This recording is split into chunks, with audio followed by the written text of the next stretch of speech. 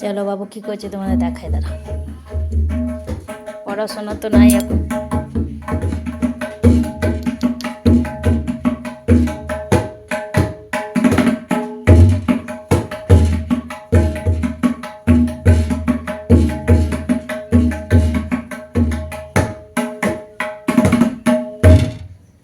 বাহ, হাই করে দাও।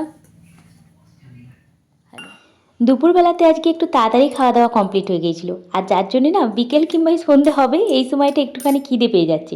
সকলের খিদে পেয়েছে, হালকা করে একটু তাড়াতাড়ি ভাতটা খেয়ে নিয়েছিলাম, রান্নাটা তাড়াতাড়ি হয়ে গিয়েছিলো বলে। তার জন্য ভাবলাম একটা টিফিন বানাই।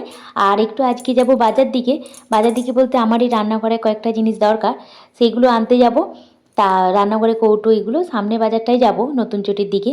তার জন্যে ভাবলাম বাবুকে আর বাবুর বাবাকে কিছু খাবার বানিয়ে দিই, আগে খেয়ে নেই সবাই, তারপরই বেরোবো।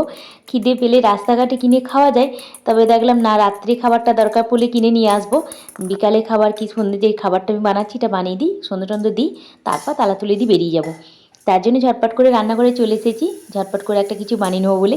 তার আগে বলি হাই, আমি Munmun, welcome back to my channel. আশা করি যে যেখানে আছো ভালো আছো, সুস্থ আছো, বড়রা আমার প্রণাম নেবেন, চলুন আমার ভালোবাসা নিয়ে তাহলে ছোট্ট করে একটা মিনি ব্লগ শেয়ার করি। এই যে বিকালের পর থেকেই শুরু করেছি, হঠাৎ করে মনে হলে ক্যামেরাটা একটু অন করি, বাজার যখন যাবো তাহলে তোমাদের সঙ্গে একটু শেয়ার করি। এই যে বাবু তবলা বাজাচ্ছে, আর আমি একটুখানি রান্নাঘরে ঢুকে আটাটা মাখাই ছিল, মাখিয়ে রেখেছিলাম, মানে দুপুর টাইমে মেখে রেখে দিয়েছিলাম রাত্রে খাবারের জন্য। যদি রাত্রে খাবারটা পারি তো এখনই বানিয়ে ফেলবো, নাহলে এই টিফিনটা বানিয়ে চলে যাব। এসে যদি আসার পথে খাবার নিয়ে আসবো, আর যদি খুব কম দেরি বা তাড়াতাড়ি ফিরে পড়ি তাহলে এসে বানাবো খাবার।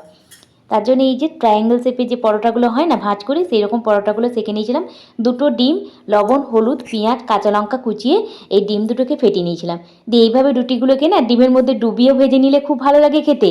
আবার যদি একটু ডিম পরোটাটা সেঁকে নেওয়ার পর ডিমটা ওইভাবে যেমন প্রথমবার দিলাম না, সেইভাবে যদি দিই না, সেটাও খেতে খুব ভালো লাগে। মাঝে মাঝে বাবুর বাবার আর বাবুর স্কুলের টিফিনেও দিই, খুব ভালো লাগে ওদের। আর আমারও দেখেছি খুব তাড়াতাড়ি হয়ে যায়, পরোটাগুলো তো বেলতে বেশিক্ষণ লাগে না, যতক্ষণ আটাটা মাখতে সময় লাগে।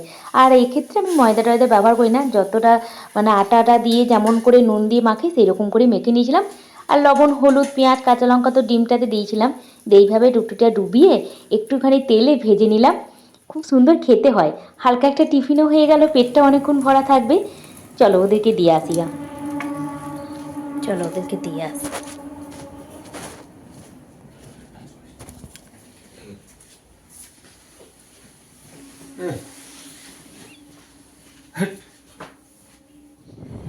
চলো আমরা রেডি হয়ে গেছি, তিনজনে মিলেই রেডি হয়ে নিয়েছি। আর আমাদের এই সামনে বাজারটা যেতে গেলেও না অনেকটা সময় পার হতে হয়, দেখো এতটা ব্রিজ পার হয়ে গিয়ে তারপর আবার যেতে হয়। চলো এবার একটুখানি শপিং মলে ঢুকে পড়েছি। মলে বলতে আমি স্টাইল বাজারে এসেছি আজকে, কয়েকটা কৌটো এগুলো নেবো বলে। খুব সুন্দর সুন্দর কালেকশান এসেছে, মাঝে মাঝে কৌটোগুলো চেঞ্জ করি, তাই ভাবলাম একটুখানি ঘুরে যাই, দেখি কী কী কালেকশান এসে, দেখি প্রচুর এসেছে। সেই সব দেখে লোভ সামলাতে পারলাম না, সব থেকে বেশি ভালো লাগলো এই কিউট কুশনটা দেখে, কী সুন্দর লাগলো গো। তা চলো আজকের ভিডিওটা তাহলে এখানেই শেষ করছি, বাজার টাজার করে বাড়ি ফিরবো আবার। তাহলে আজকের ভিডিওটা তাহলে এখানেই শেষ করছি, ভালো লাগলে লাইক এন্ড সাবস্ক্রাইব, ভালো থেকো সুস্থ থেকো, বাই।